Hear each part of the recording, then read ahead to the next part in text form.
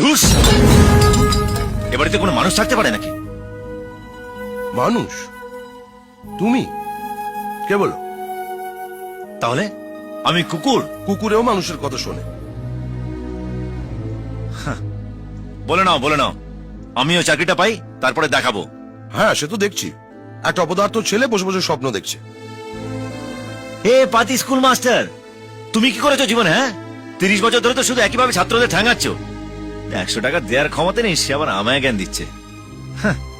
30 বছর ধরে যে তোমাকে সহ্য করছি, সেটা কম কথা?